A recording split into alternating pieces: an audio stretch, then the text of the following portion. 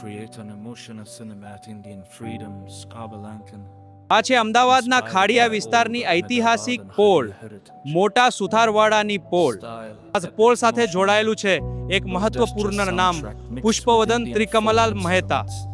એક એવો વ્યક્તિત્વ જેમણે પોતાના વિચારો, સંસ્કાર અને સમાજ પ્રત્યે દ્વારા ખાડિયા વિસ્તારમાં આગવી ઓળખ ઊભી કરી. આ પોળમાં ચાલતા ચાલતા એવું લાગે છે કે ઇતિહાસ હજુ પણ અહીં શ્વાસ લે છે. ખાડિયા માત્ર એક વિસ્તાર નથી, આ અમદાવાદની આત્મા છે. આ સાંકડી ગલીઓ, આ જૂના હવેલીઓના કોતરાયેલા દરવાજા અને આ દિવાલો આજે પણ ઇતિહાસના અનેક સાક્ષી બની ઊભા છે. જૂના અમદાવાદની સંસ્કૃતિ, લોકજીવન અને પોળિયા પરંપરાને જીવંત રાખવામાં આવા લોકોનો ફાળો આજે પણ લોકો યાદ કરે છે. હું અત્યારે ઊભો છું ખાડિયા વિસ્તારની ઐતિહાસિક મોટા સુથારવાડાની પોળમાં, અને મારી પાછળ જતું આ જૂનું ઐતિહાસિક ઘર છે પુષ્પવદન ત્રિકમલાલ મહેતા. પુષ્પવદન ત્રિકમલાલ મહેતા માત્ર એક નામ નહોતા, પરંતુ ખાડિયાના સામાજિક અને સાંસ્કૃતિક જીવન સાથે જોડાયેલું એક મહત્વપૂર્ણ વ્યક્તિત્વ હતું. આજે આ ઘર જૂના અમદાવાદના ઇતિહાસની સાક્ષી બની અહીં ઊભું છે.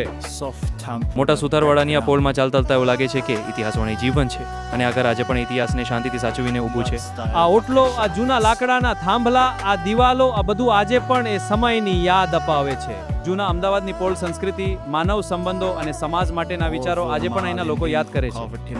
ખાડિયા વિસ્તારની આ રસ્તા ઉપર એક સમય એવો પણ આવ્યો હતો જ્યારે આઝાદીની લડત માત્ર શબ્દોમાં નહોતું.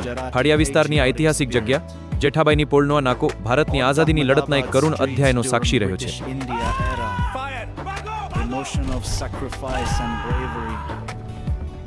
કહેવાય છે કે અહીં જ એક સમય દરમિયાન બ્રિટિશ શાસનના અંગ્રેજ અફસરની વાન ઊભી હતી. ત્યાં સ્થળ ત્રિકમલાલ મહેતાને ગોળી વાગી હતી, પરંતુ ગોળીઓ અને બલિદાન સુધી પહોંચી ગઈ હતી. કહેવાય છે કે આ બ્રિટિશ શાસન દરમિયાન એક અંગ્રેજ અફસર પોતાની વાનમાં બેઠેલો હતો, અને અહીં જ બનેલી એક દુઃખદ ઘટના એ ખાડિયાના ઇતિહાસમાં મીઠાપ છોડી ગઈ.